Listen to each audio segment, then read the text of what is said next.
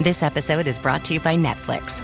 Jay Kelly, the new film from Academy Award nominee Noah Baumbach. George Clooney stars as an actor confronting his past and present on a journey of self-discovery, alongside Adam Sandler as his devoted manager. Critics are calling it a declaration of love to the chaotic art of filmmaking, with the Wall Street Journal praising it as a transcendent comedy drama. Jay Kelly is now playing only on Netflix.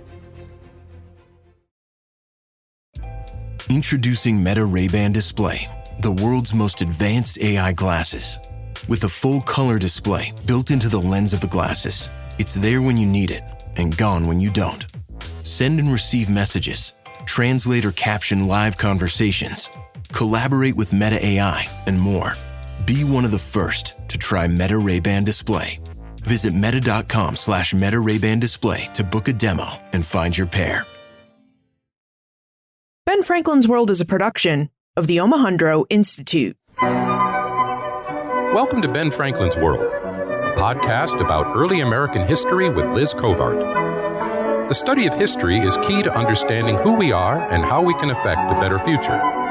Ben Franklin's World will introduce you to historical people and events that have impacted and shaped our present-day world.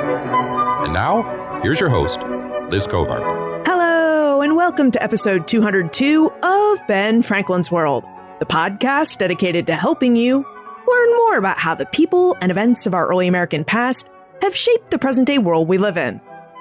We, the people of the United States, in order to form a more perfect union, establish justice, ensure domestic tranquility, provide for the common defense, promote the general welfare, and secure the blessings of liberty to ourselves and to our posterity, do ordain and establish this Constitution for the United States of America. Article 1, Section 1.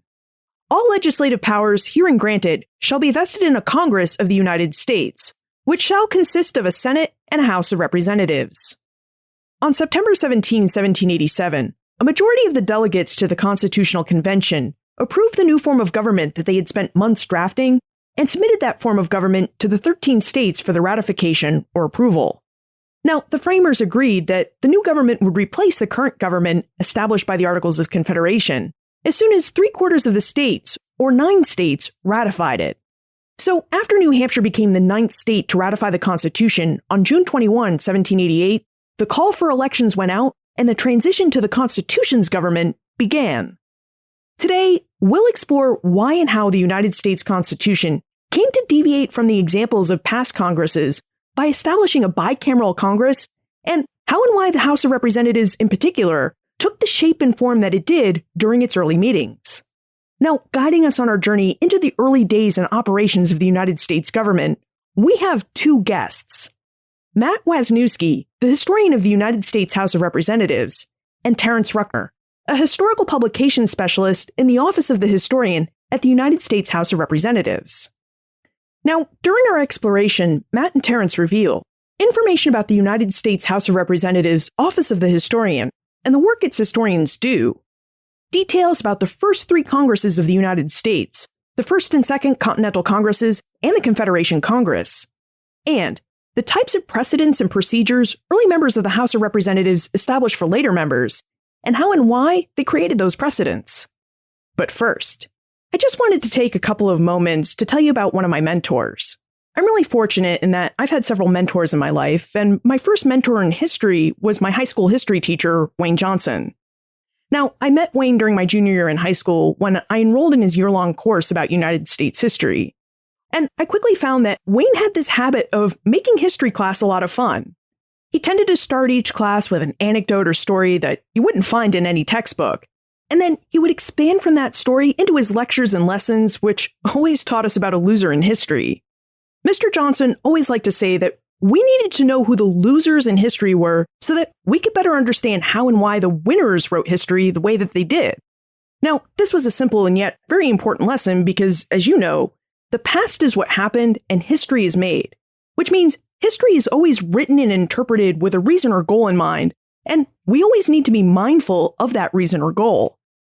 Now, I was enrolled in Wayne's honors history class, which meant I had a fair number of papers to research and write throughout the year. But nevertheless, I started his class as a bored student. I was bored because we had to cover so much ground in that course that we didn't really get to have any deep discussion about any particular period or event. Plus, by my junior year, I'd already spent several years reading books about early American and U.S. history on my own, so I already had a really good command of the textbook narrative we were charged with exploring. Well, I must have looked as bored as I felt, because one day during the fall semester, Wayne approached me and asked me if I would help him out by doing some research. Like many teachers, Wayne had a side job, and at the time I had him as a teacher, his side job was clearing out houses and hosting estate sales. He was actually a really avid collector and seller of antiques. So a lot of the research he initially asked me to do concerned some of the objects that he'd find in these old houses. At first, it started out being really easy stuff to research. But then later in the fall, he said he'd found some poster about the Irish independence movement that he thought was pretty valuable. But he couldn't prove its value and therefore price it accurately until he knew about the men and incident mentioned in the poster.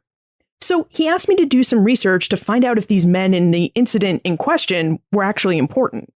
Okay, so before I continue this story, you should know that I undertook this research project before Google existed. I cut my teeth doing archival research the old-fashioned way, with physical card catalogs, reference questions to librarians, microfilm and microfiche readers, and visiting multiple archives when necessary. And I mention all of this because finding the information contained in that poster led me on my first true archival information hunt. So my quest started at my local library, which led me to the local college library, which then sent me down to the Boston Public Library.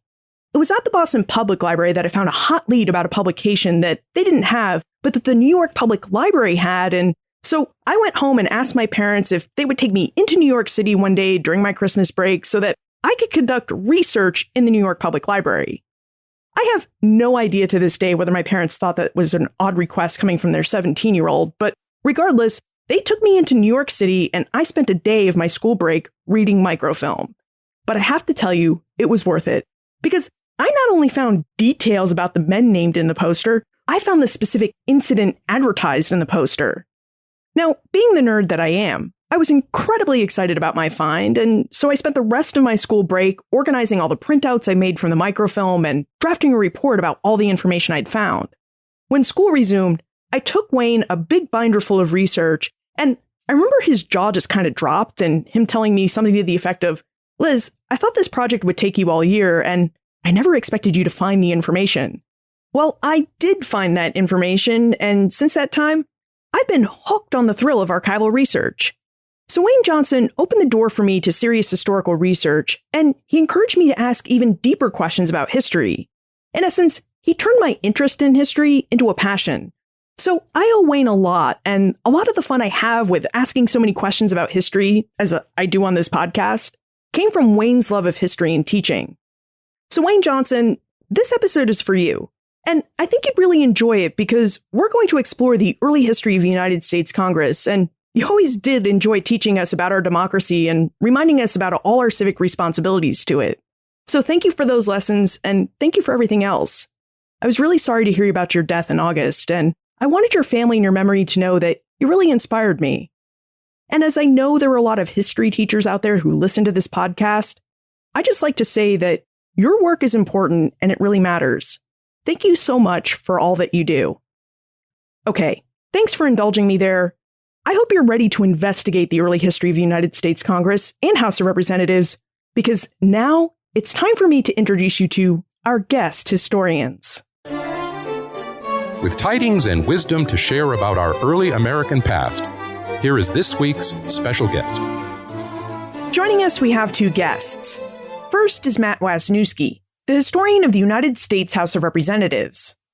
Prior to his appointment as the historian of the House, Matt served as the historian and deputy chief in the House of Representatives Clerk's Office of History and Preservation. He's edited several publications, including Women in Congress, 1917 to 2006. And in 2004, he helped create the House's first oral history program, which has collected hundreds of hours of interviews with former House members and with longtime staff. Second, we have Terrence Ruckner, a historical publication specialist in the Office of the Historian at the United States House of Representatives. He assists with editing the online biographical directory of the U.S. Congress, and he's a contributing writer to the 4-volume series Minorities in Congress. Terrence has also served on the Executive Council and as the president of the Society for History and the Federal Government. Welcome to Ben Franklin's World, Matt Wisniewski and Terrence Ruckner. Thanks for having us on the show. Thank you for having us. Okay, the fact that the United States House of Representatives has an office of the historian seems like a really great and interesting place for us to start our conversation. So, why exactly does the House of Representatives need an office of the historian? Matt, would you tell us a bit about the office of the historian and the types of work that the historians in that office undertake and perform? Yeah, absolutely. The history function for the House is something that's relatively new in the big scope of things. We first had an office created in the early 1980s, the Office of the Bicentennial of Congress, to prepare for the bicentennial in 1989. And that eventually became the Office of the Historian. And currently we have a range of functions. We really see ourselves as a public history office in the sense that we are here to answer questions that anyone's got about the history of the House, its past practice, its past members, long, rich history. But we're also here as the institutional memory for the members and the staff of the House. So we have two audiences, on the Hill and off the Hill. We do everything from answer reference questions, again, a good number of them coming from on the Hill, but probably the majority of them coming from the general public and the press and scholars about all aspects of House history. We maintain the House's major historical publications, including the Biographical Directory of Congress, which we maintain with the Senate Historical Office. And that provides brief biographical sketches of every member of the House and Senate, more than 12,000 individuals going back to 1789. It also covers delegates to the Continental Congresses and Articles Confederation Congresses. We have written a series of books that was mandated by the House and Senate on women, African Americans, Hispanic Americans, and most recently Asian Pacific Americans in Congress.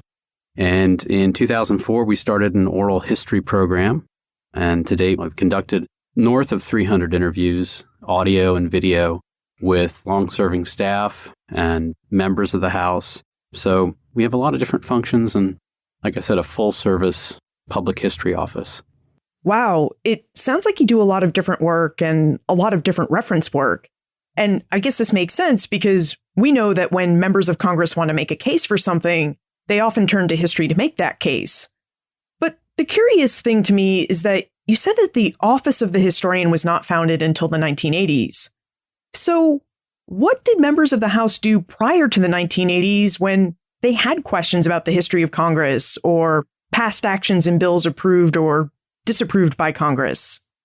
That's a great question. So our office was created at a time when there was an emphasis within the federal government on public history offices. It was in the wake of the U.S. bicentennial. Prior to that, there was founded in 1962 a group called the U.S. Capitol Historical Society by a member of Congress, Fred Schwengel, who was a former high school history teacher from Iowa. And that group focused on Capitol history, House history being part of it, but really Capitol Senate history as well. Prior to that, well, we now have a group in the Library of Congress called the Congressional Research Service, and they were founded in 1914 as the Legislative Reference Service. So I suspect most history-related questions probably went through the Legislative Reference Service to begin with. And besides the Legislative Reference Service, there were general reference librarians within the Library of Congress. There was a House library and a separate Senate library so that members of Congress and the general public could access that. And for many years, there was the Law Library of Congress, which was used by not only members of Congress on the Capitol Hill, but also elsewhere throughout Washington, D.C. But we're happy to serve as a one-stop shop for people with questions about the history of the House or how to research it. Speaking of the history of the House, Matt mentioned that the House's Office of the Historian deals with a lot of questions about the early Congresses of the United States. And that's a perfect topic for us to take up. So, Terrence, would you tell us about the establishment and functions of the first Congresses of the United States, the First and Second Continental Congresses? Yes. The First Continental Congress was formed to send a unified response to Great Britain in opposition to the Coercive Acts, which was a series of 5 acts designed to punish the Massachusetts colony for their protest of taxation laws that culminated in the Boston Tea Party incident of 1773. Through the spring and summer of 1774, legislative assemblies selected delegates to participate in this colony-wide forum. Many of the delegates had not worked with each other personally prior to the formation of the First Continental Congress. Some of those key delegates included John Adams of Massachusetts, who rallied support for such a collective assembly and encouraged others to get involved. George Washington of Virginia, who had aligned himself with some of the more radical members calling for independence. He not only served as a delegate, he also served as a military affairs consultant before the Second Continental Congress selected him as the senior commander of the Continental Army.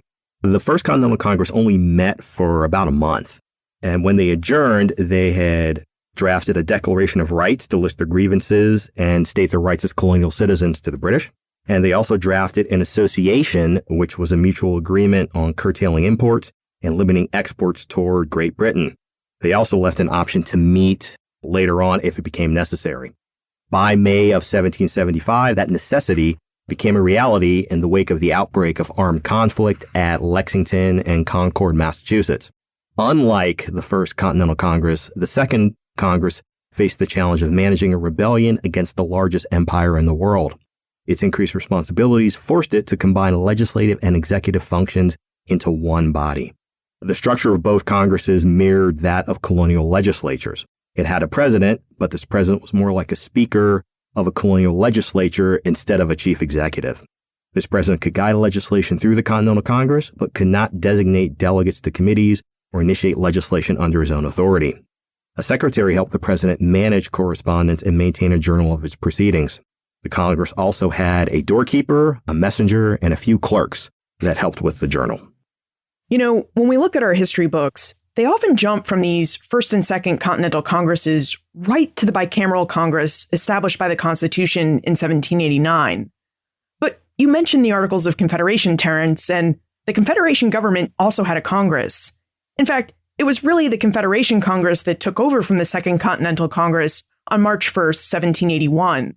So would you tell us more about the Confederation Congress and whether it operated any differently from these First and Second Continental Congresses? Sure. Prior to the establishment of the Confederation Congress, really the First and Second Continental Congresses worked as an extra-legal body that had an ill-defined set of powers that grew as its role did throughout the war. Over time, the Continental Congress gained powers such as raising an army, managing the foreign affairs of the nation, and raising revenue. A number of delegates, however, wanted some form of sovereign authority that could guide the states on large issues such as foreign trade, but would enable the states to retain their sovereignty.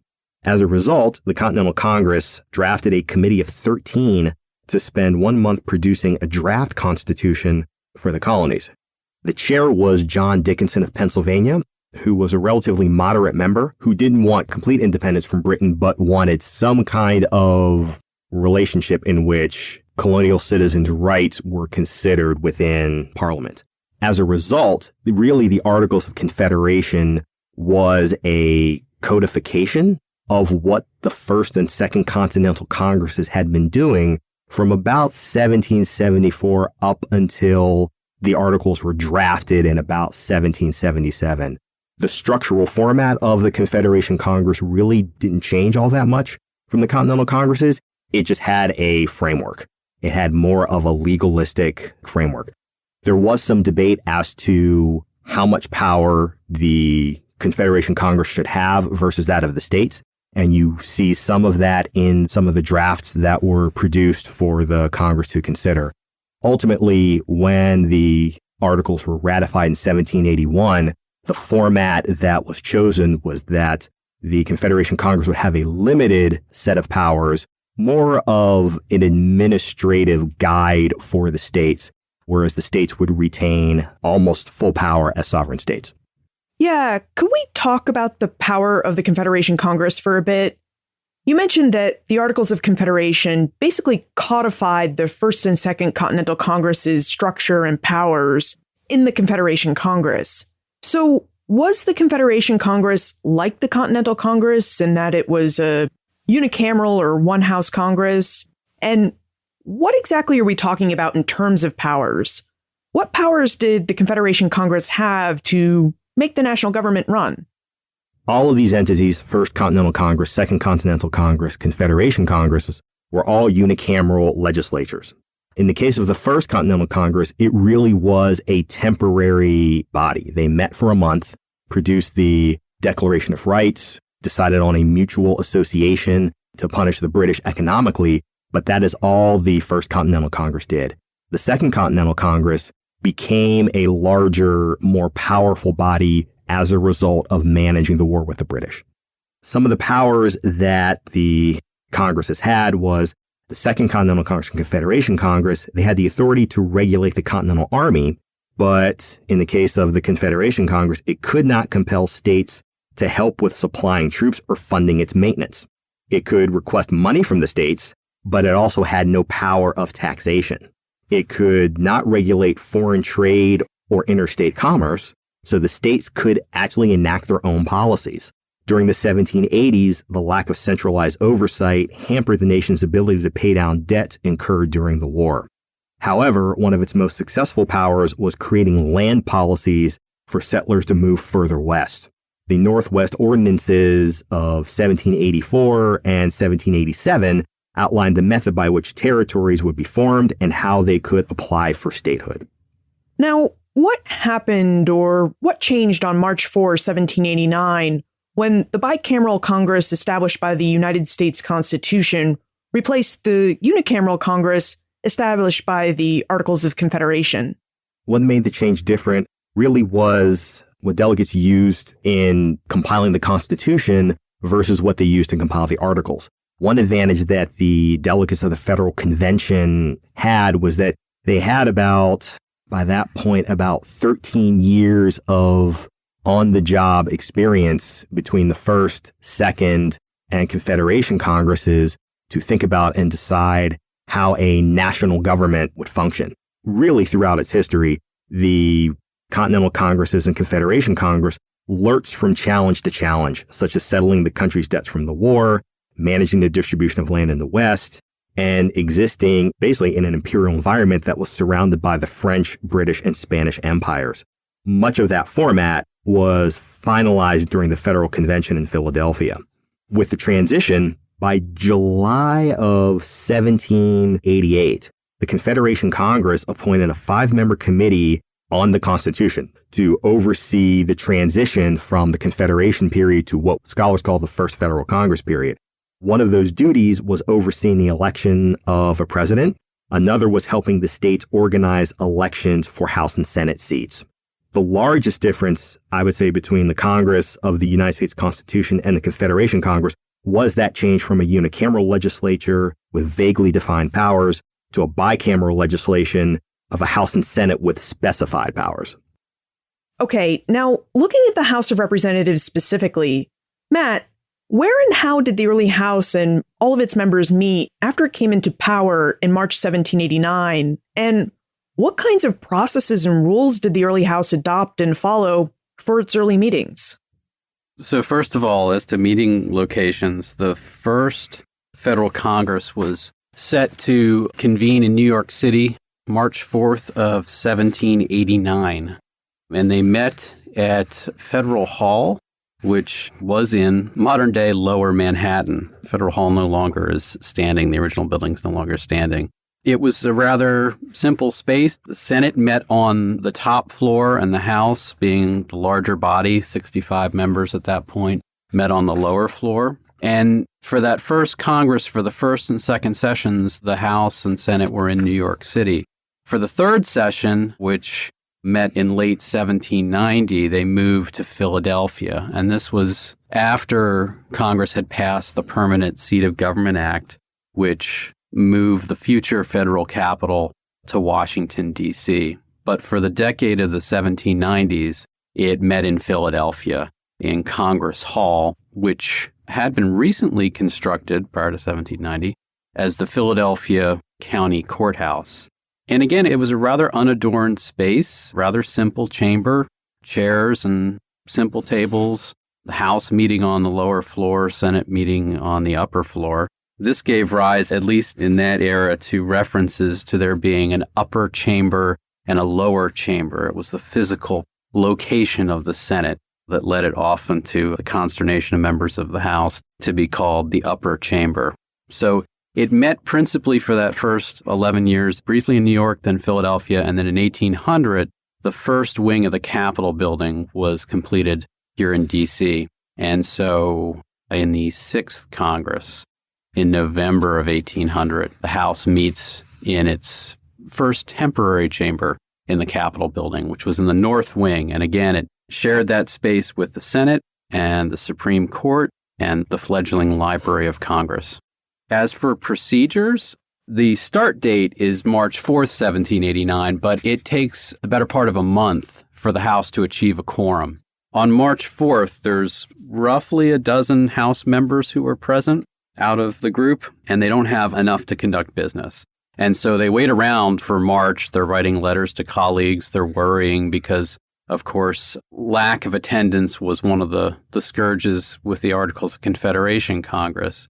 But finally, they achieve a quorum on April 1st, 1789, All Fool's Day. There were a lot of members who also worried about the optics of that. It was a rather indecorous day to start. But they very quickly moved to electing Speaker of the House, Frederick Muhlenberg of Pennsylvania. That was on the first day, as well as a Clerk of the House, John Beckley, and very quickly moved to creating a special committee, what would have been a large committee at the time of 13 members, one from each state, who were to draft a set of rules of procedure. And if you know anything about the House, it has and always has had a very carefully constructed set of rules, which it adopts at the opening of each Congress. And so this committee met for the better part of a week and reported back to the House. And the first rules that they adopted were fairly simple. They filled a couple pages.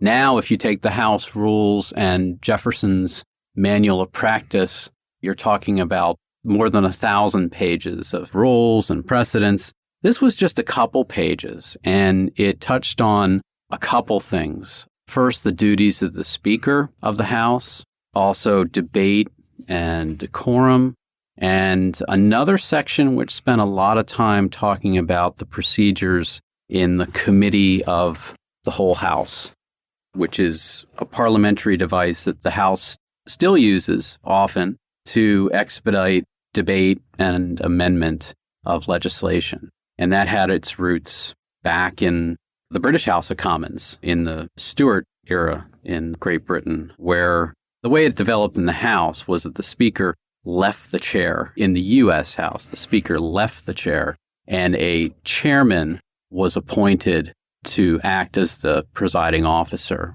And in the Committee of the Whole debate, the process for amending was simpler. The idea was that members could talk more freely. Occasionally, the House would close the chamber down, the public galleries, and debate in the Committee of the Whole House. But it was used really to instruct very carefully a select committee which would shape the legislation, report it back to the House, and then the Committee of the Whole House would again debate and amend the legislation before it went to a vote in the whole House. And this was a way for, over the years, over the centuries, for the House to amend legislation and oftentimes amend legislation that might be somewhat controversial. But it has its roots in the House of Commons, going back to the Stuart era, as I was saying at the beginning, when Commons would meet secretly and appoint a chairman to preside. And this was in an era when there was suspicion that the Speaker of the House was reporting back to the Crown about internal debates within Commons. So it has those roots. In modern practice, it's now the House uses it towards the end of the legislative process, not as intensively as those early Congresses did. It sounds like for the early Congresses, legislation was a communal process or perhaps a team-driven process where a lot of members would collaborate on drafting a bill that the full House would either debate and pass or debate and reject. Yeah, it was because we didn't have a standing committee system. That only developed really in the 18 teens. We got a full committee system, and for a couple reasons. But what the House typically would do, the Speaker had the power at that point to appoint all committees. And typically, a committee was 3 members. And the House would very carefully instruct those members as to how they were to shape the legislation. They would go off, report a bill back to the House, and again, the House would amend and pass or defeat the bill, depending on the final outcome. But there was a kind of built-in wariness of centers of power or knowledge or expertise being built up. And so that was part of the resistance to having standing committees. We did have in the first Congress one standing committee, which was the Committee on Elections, which decided contested elections. And then over the course of the next decade, we get select committees that are formed at the beginning of each Congress. The Committee on Ways and Means, which becomes a standing committee within a decade, and also the Committee on Commerce and Manufactures. But it's really not until the 18 teens, with the War of 1812, with the need for specialization among the membership for certain committees, that you begin to see other long-standing committees come into being: agriculture, judiciary, naval affairs, and military affairs, which were the forerunners to armed services, the modern armed services. Within the Continental Congress and Confederation Congress periods, committees were the primary method by which these Congresses conducted their business. Most of them were ad hoc committees formed to further explore a legislative question posed by a member on the floor. Many of these committees had only 3 members, although some committees had as many as 5. Eventually, these Congresses formed standing committees to consider complex issues that they would deal with on a regular basis, such as foreign affairs, commerce, or how to manage the war in an effective manner during the American Revolution.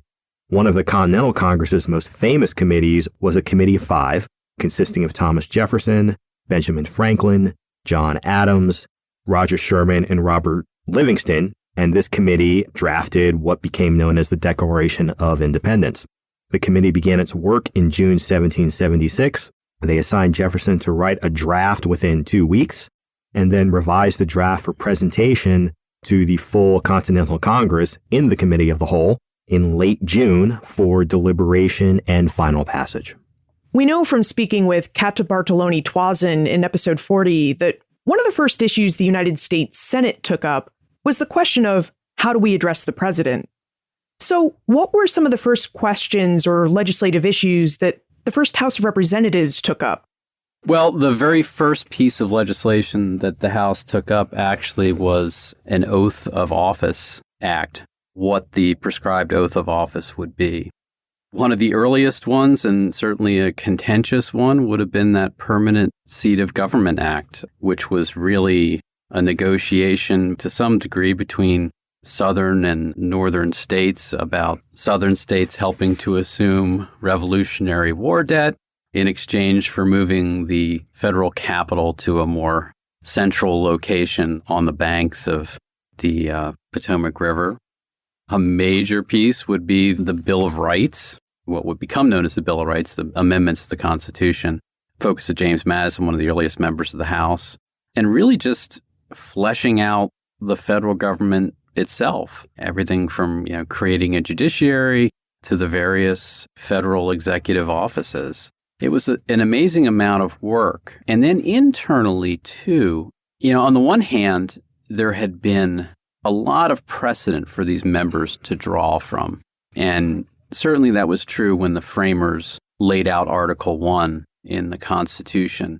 A lot of Article 1 is very spare. And part of that is because they had a firm idea of what legislative government was, because we had 170 years experience in the colonial assemblies, and then the Continental Congress and the Articles of Confederation Congresses, and beyond that, British Parliament.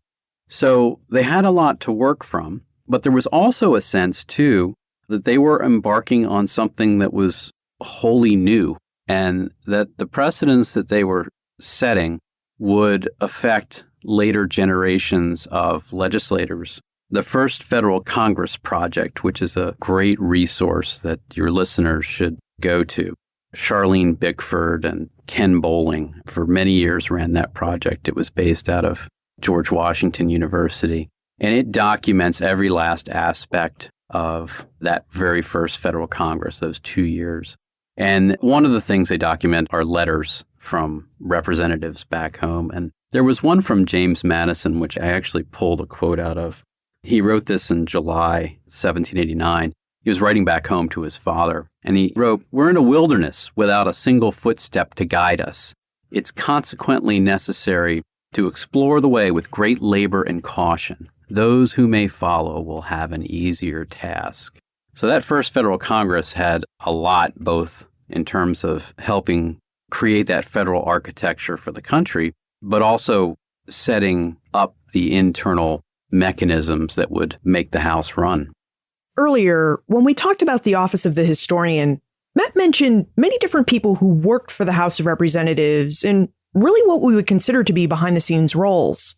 And after we take a moment to talk about our episode sponsor, I'd like for Matt and Terrence to pull back the curtain, if you will, on the House so that we can get a better idea of the key people who served these early Houses of Representatives. As today's conversation demonstrates, the historians of the House of Representatives play a really important role in preserving our memory of the arguments, discussions, memories, and decisions made by Houses of Representatives over time. But preserving dramatic moments in history is not always a straightforward activity, and then interpreting those records decades or even centuries later is not a simple matter either. So it's essential to our understanding of early American history to always place the records we have within the larger context in which they were created. That's why learning tools like the Great Courses Plus can be very helpful. For example, in the Great Courses Plus course, The History of the United States, which is now available in a second edition, 3 historians offer you a 30,000-foot view of all of American history, from Columbus right through the administration of President Bill Clinton. And about 24 of the 84 lectures in that course cover specific topics in early American history, such as the reasons why different European empires wanted to colonize North America, the creation of the First and Second Continental Congresses during the American Revolution, and the creation of the Constitution, which, as our guest just shared with us, led to the establishment of a bicameral legislature featuring both a House of Representatives and a Senate.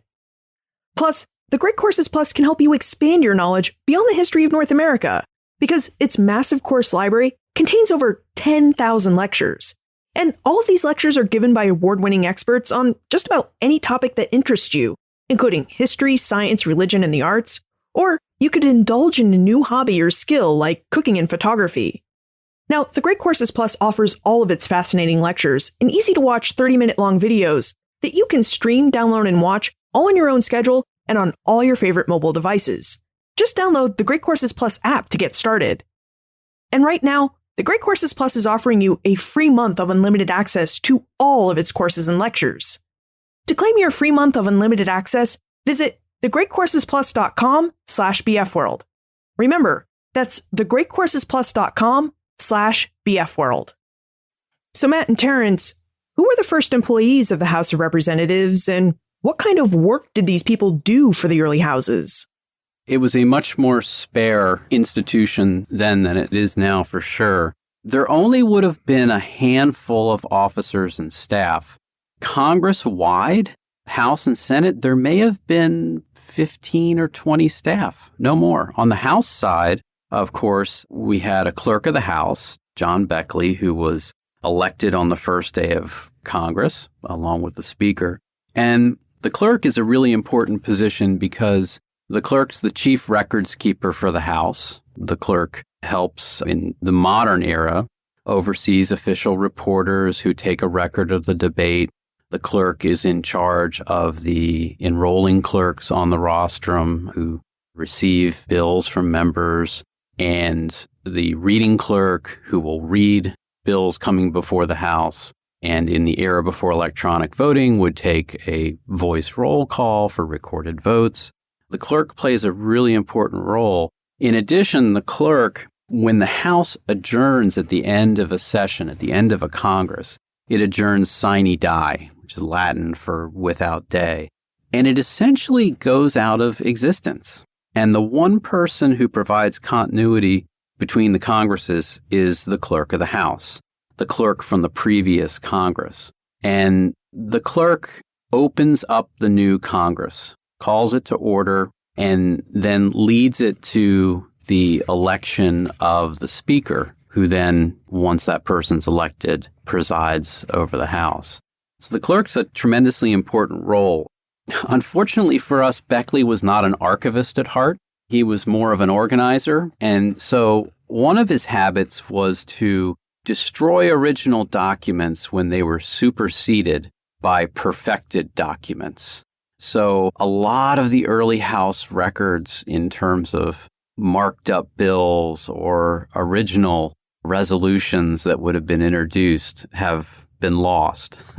Subsequent clerks are much different in the way that they preserve records. They are archivists at heart. But Beckley served off and on for almost 15 years and was certainly an important player. The officers of the House, the other officers, were a sergeant at arms who is in charge of the decorum of the House, and at that point also would have really been in charge of anything going on in the chamber. If the Speaker directed that the galleries be cleared, or there were members that needed to be rounded up, the sergeant at arms would go get them. But basically an 18th century security official. And then also another elected officer in that early period was the doorkeeper, who, working with the sergeant at arms, would control access to the chamber and also had some administrative functions. Between the sergeant at arms and doorkeeper, they oversaw payment for members per diem and for mileage. Later, another officer of the House will be the chaplain of the House, who opens up proceedings with a daily prayer. So the officers were just a handful of people. The clerk may have had a couple of assistants. The doorkeeper and sergeant at arms may have had an assistant each, but it was a pretty spare grouping. And then one other thing I should mention is, because we don't know precisely when the tradition started, but early on, certainly before 1820, the House had pages, young boys who acted as messengers, who would run resolutions between members and the chair or bring messages to members on the floor. We know that at least by 1817, there was one page. And these tended to be boys between age 8 and maybe 15 or 16. And it was a tradition that built up over the years. Originally, pages were picked based on their need. Many of them came from households where a widow was trying to help make ends meet, or they were orphaned. So in a way, it was a primitive form of social welfare, and they were paid on a daily basis like all the other staff. One of the challenges that our office has is reconstructing some of that early history. And fortunately, due to the letters and journals members left behind, I'm thinking of Fisher Ames in particular, we're able to reconstruct some of the early activities of what those House members did. We also have a wonderful archive of newspapers. I'm thinking of some of the newspapers from, say, the American Antiquarian Society database. There's a wonderful new database produced by National Archives and NEH, the Founders Online database, which enables researchers to look at the letters of various Continental Congress members such as George Washington, Thomas Jefferson, James Madison, Benjamin Franklin. It's very searchable. You can search by date. You can search by recipient. You can search by writer. And so it's through using these resources that we're able to, read and research and reconstruct some of what the early House did. Well, I'm not afraid to admit here that when Matt was telling the story of Beckley about how he was destroying the early records of the House, that my jaw dropped a bit in horror and shock, because that's like a historian's worst nightmare, people destroying records. So when and what kinds of procedures did the House adopt to preserve its records and preserve the documents of its history? And what are the guidelines that clerks after Beckley have followed to ensure that we do have a good documentary history of the House of Representatives and all of its work? There really wasn't a standardized procedure for records keeping. It was really, at that point, largely at the discretion of the clerk, or the clerk's counterpart over on the Senate side would have been the Secretary of the Senate. And it's really not until the 20th century, with the creation of the National Archives under the General Services Administration that there is a formalized process for records keeping in the federal government, period. The unique thing about House and Senate records, going back to the beginning, is that official records of the House are committee records. Those are the official records, and the records of some of the officers of the House as well. Now, in the modern period, post-World War II, those records have been kept by National Archives, but the House and the Senate retain ownership of those records. So a committee could call up its records from National Archives whenever it needs it. The papers of individual members are different entirely. That's their personal property. And so what you find in the early period, before we had that process with National Archives, is that in the 18th and 19th centuries, member papers would go to various regional repositories or their alma mater or a large local library. Oftentimes, committee records would go there too if they happened to be a chairman of the committee. So it was a bit of a hit or miss process. The clerks after Beckley, there was a greater emphasis on preserving records. And the other hurdle for the early records of the House would have been the burning of the Capitol in 1814. The clerk at that point was Patrick Magruder, and the House lost a number of records also in the burning of the Capitol. So early records are a challenge. In the case of the Continental Congresses and Confederation Congresses, preserving records, maintaining records was also a challenge. The secretary of those Congresses, he served for all 15 years of its existence, was Charles Thompson, who was a local entrepreneur who became a protege of Benjamin Franklin and John Dickinson. He was elected as secretary of the First Continental Congress, and it was his job to help the president of the Continental Congress manage correspondence. And Thompson was also responsible for maintaining the journals of the Continental Congress, which remained secret for a number of decades. Thompson was able to hire 2 or 3 clerks that helped him maintain the journals. He kept up to 4 of them. One of the journals was a secret journal. The secret journal is the journal that scholars are particularly interested in, but he managed about 3 to 4 journals at any given time. And Thompson's other challenge was to maintain and preserve these records for the Continental Congress, whether they were in Philadelphia or whether they were in other locations such as Baltimore, Maryland, Lancaster, Pennsylvania, York, Pennsylvania, which is where the Continental Congress went when the British took over Philadelphia. He followed the Congress to Trenton, New Jersey, eventually followed them to New York City, and he remained secretary up until the establishment of the First Federal Congress. Some of Thompson's methods for preserving words, writing words down, a number of members disagreed with how he did that, particularly John Adams. And some of Thompson's benefactors, once they left the Continental Congress, basically weren't able to protect him. So by 1789, a number of Thompson's enemies within the Congress made sure that he would not serve in the First Federal Congress. Just to follow up on a few things that Terry raised, of course, the Constitution requires the House and the Senate to maintain and publish journals of their proceedings.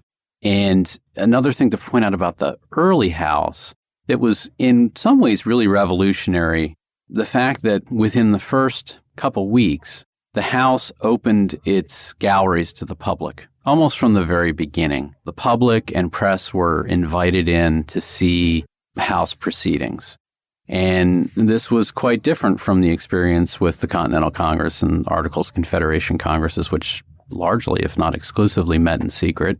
And it really opened up not only policy debates, but the legislative process to the public in a way that it hadn't been open before. This was also different from the Senate because the Senate kept its doors closed for the first 6 or 7 years and met in secret session. And this had a practical effect that the House got a lot more attention in the press And in the public mind, particularly in that early period of the Republic, the first couple decades, it was the place where legislative initiatives were made. It's where the action was happening. Our good friend, the former Senate historian Don Ritchie, who wrote a book on press galleries in Congress, loved to tell the story of the Senate throwing its doors open and all the reporters rushing over to the Senate chamber to go see the proceedings over there. And within the first few hours, they realized how sleepy a place the Senate was, and they came right back to the House where all the action was. So having public galleries open was really an innovation. Speaking of those public galleries and journalists, it seems like when we read the news today, we can find story after story about how divided members of Congress have become, given the divisive politics of our day. So, how early did party and political divisions start to appear in the House of Representatives? And what are some of the ways that these divisions manifested themselves in early sessions of the House? Really, the party divisions that emerged really go back to the Continental Congress and Confederation Congresses. And really, these divisions stemmed from different views among the delegates about how Americans should relate to their government. So just looking at the Federal Convention of 1787, advocates of the Constitution, who were dubbed Federalists, believed in having a strong central government that promoted economic growth through large institutions such as banks. They also sought a mutual relationship with Great Britain. Alexander Hamilton embodied many of the principles of the Federalists. Advocates for the Articles of Confederation for a more decentralized government, who were called anti-federalists by their opponents, opposed Hamilton's financial centralization. And this opposition would coalesce into what was called the Democratic Republican Party, which was led by Thomas Jefferson and James Madison. This group wanted to ensure that the central government would not encroach on the rights of states to govern as the states saw fit. And these divisions began during the Confederation Congress, but the first signs of political parties emerging, organized parties that is, emerges around 1792 and continues to grow through the 1790s. As for the House, we don't see parties sitting in specific areas or coalescing in specific areas until later in the 19th century. During this early era, members with the longest service seemed to get the best seats in the House. There was also an informal first-come, first-choose rule to encourage the early arrival of members, which was a chronic problem during the Continental Confederation Congresses that the House was attempting to fix. The first seating chart for the House that we see was published in 1819, but there were suggestions such as holding lotteries for desk assignments. By the 1840s, we see members sitting in party blocks, with Democrats sitting to the Speaker's left and Whigs, or Republicans, currently sitting to the Speaker's right, which continues to the present day. Now, just how divisive did the politics and debates within the early houses become? You know, our history books tell us that the debates and politics of the Senate could be quite divisive, with the most famous example being the 1856 caning of Charles Sumner of Massachusetts. Did this sort of violence also happen in the House? I mean, did the debates in the House ever devolve into canings and fisticuffs? Yeah, certainly by the end of that decade, tensions could run high. But the first major floor brawl that we know about happened in early 1798, and it involved two members, Matthew Lyon of Vermont and Roger Griswold of Connecticut. And outwardly, the fight started because Lyon, who had a reputation really for provoking Federalists and the Adams administration, one day in January of 1798, came onto the floor and was having a discussion at the bar of the House at the well near the Speaker's rostrum. And he went out of his way to insult the Connecticut delegation and the intelligence of their constituents. And Roger Griswold from Connecticut strolls up next to him and makes a cutting reference to Lyon's service in the Revolutionary War. Lyons have been accused of cowardice at one point. And Griswold said something to the effect that, well, if you go into Connecticut, carry your wooden sword, which was the symbol of someone who had been cashiered from the army for cowardice. And Lyon didn't hear him at first. Griswold repeated it, and Lyon was so shocked, he just turned and spit in Griswold's face. And this pretty much stopped the House in its track for 2 weeks. Members, largely along nascent Republican, Jeffersonian Republican lines, debated whether, in fact, Lyon should be expelled. The Constitution gives both the House and the Senate the power to set their own rules and also to expel a member for disorderly behavior with a 2/3 vote. So this was really the first instance where the House had to confront disorderly behavior. And the debate went on for a couple of weeks. There was a motion by Nathaniel Macon of North Carolina to censure Lyon, which would have essentially been the reading of a resolution stating how awful his behavior had been. Slapping him on the wrist would have been a mark of dishonor, but he would have remained a member. That was voted down. And the motion to expel actually got a majority vote, but it didn't get the 2/3 necessary. So Lyon remained a member. Roger Griswold, meanwhile, was steaming about this. And so in mid-February, a couple weeks after the original incident, while the House was organizing for a session, he came onto the floor with a hickory cane and he caught Lyon in his desk writing letters or answering correspondence. And Lyon was wedged in and Griswold struck him 20 times with this cane, really beat him. And he got up out of his seat, began to defend himself, eventually grabbed a pair of fire tongs from the fireplace. And by press accounts and by member accounts, because there was a committee that was created to investigate the second fight and took eyewitness testimony from a dozen or more members, these two jousted across the House floor, behind the Speaker's rostrum. They fell to the floor, they wrestled, they were separated by the members. There was a consideration of expelling both of them. But in the end, both of them agreed, standing before the Speaker, that they would maintain the peace.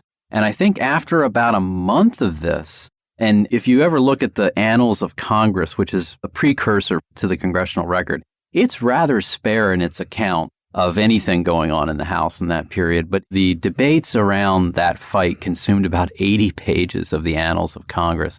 I think members were so sick and tired of it. At the end, neither man was expelled. And in fact, neither was censured either. It was a really odd expectation that the institution, in a way, was not responsible for the dishonorable behavior of either of the two members. You know, you have to look back to this period, and this was the age of, the affairs of honor. And the expectation was that the House shouldn't be the arbiter. And in fact, James Madison, who was not a member of Congress by that point, wrote a letter to a friend in which he criticized Griswold, A, for not having beaten Lyon on the spot when he was originally spit on, or challenged him to a duel at that moment, that it was unfair to essentially have kicked the issue to the House. So the expectation was that you were going to be the arbiter of acts deemed dishonorable towards you. The House really doesn't have a system of discipline that it develops until the 1830s. We have the first member of the House who's censured for unparliamentary language directed at the Speaker of the House. And it's only really over a couple of centuries that we develop a system of disciplining members that involves expulsion, censure, and reprimand. But the Lyon-Griswold fight forced the House to think about that issue for the first time. And part of what lay behind that fight, too, I think, was something of class tension. Lyon was an Irish immigrant. He had made his own way, successful businessman, but he was from Vermont, probably seemed a little bit of a backwoodsman to the other members of the New England delegation, the Connecticut delegation, particularly Griswold, who was from a distinguished family, and he would later serve as governor of Connecticut. So there was partly that rub, and part of it, too, was that they were from emergent political factions, not parties yet. We certainly didn't have parties. But Lyon was a thorn in the side of John Adams, President Adams, by 1798. He's actually tried later in 1798 under the Alien and Sedition Act, and he's convicted, and he goes to jail. And he actually runs his successful re-election campaign out of jail. And so he's a very vociferous member that the rest of the House probably was not sorry to see go. And he would become later the first member to represent two different states. Vermont was the first, Kentucky is the second state. And then later moves to the Arkansas territory and tries to become a delegate from the Arkansas territory. So he's quite a character. But the two of them had substantive policy disagreements too. Lyon was very critical of the Adams administration's diplomacy towards France and the decision to beef up the military, whereas Griswold was very pro-Adams administration. As we've heard, the House of Representatives has a really rich history. And as we all know, we've really just scratched the surface of that history. Matt and Terrence, is there a museum that we can visit or books that we can read so that we can dig a little bit deeper into the history of the House? In terms of a museum, the museum within the Capitol Visitor Center is dedicated to telling the story of Congress, not only as an institution as a whole, but also the story of the House and the story of the Senate. It's located right here on Capitol Hill, and it's very easy to get to. It is accessible by the Washington, D.C. metro system, or if you prefer something like Uber or Lyft, it's very easy to get there. The entrance is right across the street from the United States Supreme Court. In terms of books, along with some of the publications that Matt mentioned earlier, on our website, which is history.house.gov, you will also find bibliographies with regard to different aspects of House history generally, bibliographies in terms of committees, and just different aspects of the history of the House that people can explore. And of course, we provide on the website some distillations of those stories through our blogs, through our historical highlights, and through some of the web exhibits. Great. And before we head into the time warp, do you think there are any ways that the early history of the House of Representatives has informed how Congress and the House of Representatives works today? And if so, in what ways have those early houses shaped the present-day House and Congress? You know, when I look back, I see a lot of continuity. In some ways, when you sit in the galleries in the House and you watch the proceedings on the floor, it's almost like stepping into a time machine. It's a way for us to peer back into the 18th century or even earlier. When it comes to practice and precedent on the floor, a lot of what happens now derives from those really early Congresses. I like to think if someone like James Madison or Fisher Ames were plopped down into the gallery, they'd find a lot that's comfortably familiar in one sense. They'd be surprised by the diversity of the membership. They wouldn't know what the television cameras were for or the electronic voting system. They might be surprised by the size of the place, although they certainly anticipated it was going to grow. But the processes, the rules, the role of the speaker or presiding officer, the approval of the journal, committee of the whole, just the pace and the atmosphere in the chamber, all these things would be, instantly recognizable, and they certainly have been durable. And also, particularly for someone like Madison, who, as the father of the Constitution, envisioned that the House was going to have this role where it was going to be, recalling his words, it would have an intimate sympathy with and dependence on the people. It certainly has been the branch of government that has, I think, most closely reflected the American people. Certainly in its size, we've had more than 11,000 members serve in the House.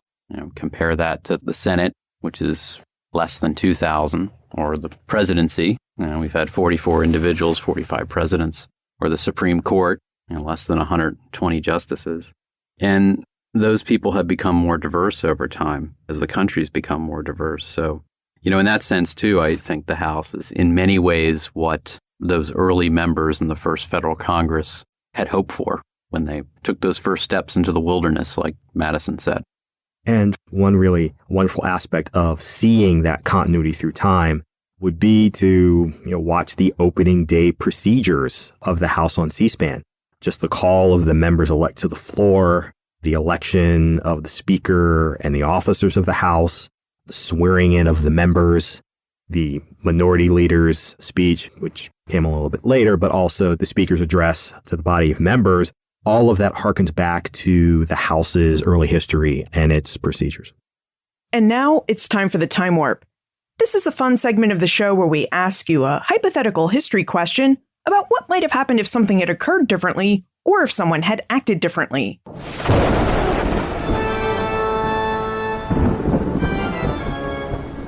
The Time Warp. Historians can't predict the future, but they can speculate about what might have been.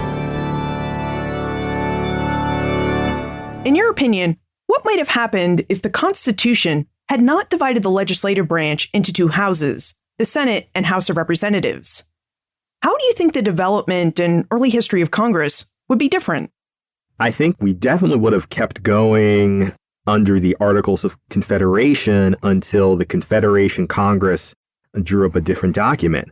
What's forgotten today is that quite a few of the Confederation members liked the Articles because of their fear of centralized power. Members such as Patrick Henry, George Mason of Virginia wanted certain tweaks, but wanted to maintain the protections that the Articles guaranteed to the states. Some of these points were raised during the ratification debates of 1787, 1788. There may have been regional blocks of mutual interest that developed among the states, particularly among, say, southern states versus states in the mid-Atlantic region or states within New England. Those calls for a guarantee of individual rights and states' rights within what became the United States Constitution were debated extensively at the Federal Convention and even afterwards. And this is what compelled Congress to draft 9 additional amendments that became the Bill of Rights. This became a particular mission for James Madison. Earlier, you told us that there are exhibits about the history of Congress and the House of Representatives that we can visit and go see at the U.S. Capitol Visitor Center. Are there any special exhibits or exhibitions coming up about the history of the House that we should try and make it a point to come see? Or do you have any special online exhibitions or articles that we should make it a point to check out and read? On the website, I would point to 2 of our exhibits in particular, one called What's in the Capitol, and another exhibit called the Tourist Capital. And one of the challenges that we face within the office is, how can we bring the House to people who aren't in Washington, D.C.? And one of the things that we uncovered was that we noticed throughout the 19th century that local touring groups would create these wonderful publications, either in print or you would have stereo views so that people could see what's in the Capitol, what to look for. If you're a tourist, what should you look at first? Where should you go first? So we decided to bring this concept into the 21st century through both of these exhibits. And what these exhibits are basically descriptions of different parts of the Capitol, such as Statuary Hall, which was the old Hall of the House from about 1819 to 1857. We talk about the current House chamber. We describe some of the House office buildings because we notice that for a number of visitors, they may visit some of those buildings first as much or maybe more than the Capitol. Those buildings would be the Cannon, Longworth, and Rayburn House office buildings. So that was one of the efforts that we thought about and that we felt would be helpful to people who are not in Washington, D.C., or if they're planning a visit to Washington, if they want to visit Capitol Hill, then they'll have a sense as to what the Capitol looks like, how it's laid out, and how they can see what interests them the most. And if we have more questions about the early history of the House of Representatives or its Office of the Historian, how can we get in contact with you or your office to pose those questions? Listeners are welcome to visit our website, history.house.gov. Off the website, we have contact information. They can call the office at our main number, 202-226-1300, or they can send us an email, history@mail.house.gov, mail.house.gov. We answer a lot of reference questions, and we're happy to help people connect with the House's history. It's an old institution. It operates under some pretty long-standing and complicated procedures. We've had a lot of people, so we understand that it can be an institution that can seem a little bit monolithic and difficult to connect with. But the way we've structured the website, we try to give people a little bit of toehold to get into that history by helping them understand personal biography or an object or artifact from the House collection, because we work very closely with the Curatorial and Archives Office, or in fact, a document that might be of historical interest. So we really do try to help people make that connection and understand and hopefully generate some interest by connecting with that little piece of history or little piece of material culture that makes them want to ask more questions about the institution. Many of the ideas that we've used to structure the website actually come from reader questions. And one of the questions that we received often were questions about Continental Congress members who signed the Constitution, who attended the Federal Convention of 1787. And in response to that, we produced a web exhibit page that features the delegates of the Continental Congress who signed the United States Constitution. Matt Wasniewski and Terrence Rucker, thank you so much for taking the time to tell us about your interesting work and web resources, and for helping us explore the early history of Congress and the House of Representatives. Thank you so much. Thanks for having us on the show. The House of Representatives established its office of the historian around the bicentennial of the United States Constitution. It established this office to serve two primary roles. It serves as a point of reference for public questions about the history of the House of Representatives, and it serves the members and staff of the House as the keepers of its institutional memory. Now, we could see both roles at play during our conversation. Not only did Matt and Terrence tell us about all the different publications the Office of the Historian produces on behalf of the House, they also took the time to answer all of our questions about the congressional history of the early United States. Now, we began our exploration of that history with a look at the First and Second Continental Congresses, which were formed in 1774 and 1775 respectively. In exploring these Congresses, we could see how they evolved from an intercolonial gathering meant to draft a list of grievances against Parliament and agree on a unified boycott of British goods, into a representative body meant to coordinate and execute the colonial war effort against Great Britain. And as Terrence revealed, the Articles of Confederation codified the First and Second Continental Congresses into a constitutional government. After the states ratified the Articles of Confederation in 1781, we don't see a lot of differences between the operations of that Confederation Congress or their predecessors, the Continental Congresses. Where we do see a lot of change is between the unicameral or one-house Confederation Congress and the bicameral or two-house Congress established by the United States Constitution. Now, the first federal Congress convened in New York City in 1789. The Senate met on the upper floor of Federal Hall, the House of Representatives met on the lower floor, and it was this physical location of their meetings that led people to call the Senate the upper house and the House of Representatives the lower house. Now, like any fledgling organization, the first house or session of the House of Representatives spent much of its time organizing itself and setting precedents for later houses to follow. The first house began by electing a speaker and appointing a clerk. It also appointed a committee to draft rules that the House would follow. Additionally, early Congresses also set the precedent of employing a support staff. Initially, Congress hired 15 to 20 employees to assist both the House and the Senate. The House specifically employed a clerk to serve as its chief records keeper, a sergeant-at-arms, a doorkeeper, a chaplain, and a few young pages. Now, we know today that party politics has often divided those who have served in the United States Congress. But as Matt and Terrence reminded us, this isn't exactly a new phenomenon. Party divisions within Congress go all the way back to the Continental and Confederation Congresses, where members often debated the type of permanent government the United States should form. Should it form a strong national government, or should it form a government composed of a loose union of strong states? So, as we can see, there's a lot of continuity between the early Congresses and our present-day Congress, as well as between early sessions of the House of Representatives and later sessions of the House.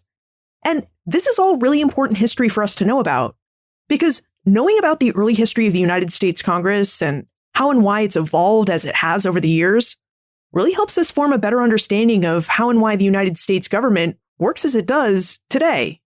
Look for more information about the House of Representatives Office of the Historian, all its web exhibits and publications, plus notes for everything we talked about today on the show notes page, benfranklinsworld.com/202. The Great Courses Plus can help you expand your knowledge about history and so many other great topics, and they'd like to prove it to you by giving you a free month of unlimited access to all of the courses and lectures in its vast library. To claim your free month of unlimited access, visit thegreatcoursesplus.com/bfworld. This episode benefited from the production assistance of Holly White. Thank you, Holly. Finally, do you see any other continuities between Congresses of old and the Congress of today? I'd like to know what you see, so please send your answers to liz@benfranklinsworld.com. Ben Franklin's World is a production of the Omohundro Institute. And remember, never leave till tomorrow that which you can do today. Are you interested in the parts of history that remain a mystery? Do you want to learn more about the historical myths and misconceptions used to prop up false belief today? I'm Nathaniel Lloyd. In my podcast, Historical Blindness, I delve into all of these topics, sharing puzzling tales from the past and examining hoaxes, conspiracy theories, and misremembered events that provide insight into modern politics and religion. New episodes every 2 weeks. Find Historical Blindness on most podcast players and platforms.